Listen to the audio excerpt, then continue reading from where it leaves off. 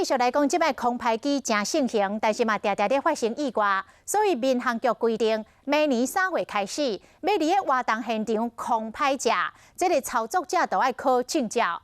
啊，咧全台湾第一座的空拍的考试场，就伫苗栗的和平公园。定点停旋5秒以上。5、4、3、2、1。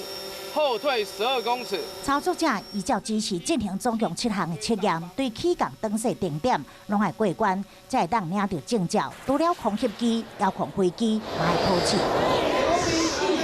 民航局规定，明年3月开始，超过2公斤的遥控飞行器，想要飞都要考试；2公斤以下都要伫活动的现场翕。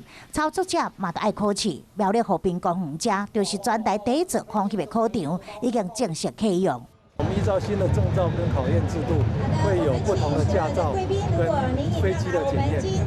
未来除了无照飞行，相关的罚30万；超过250克的空翕机嘛要注册，若无罚15万。民航局会开发飞行地图 App， 标示禁航区或者是关岛限制资讯，避免民众触发。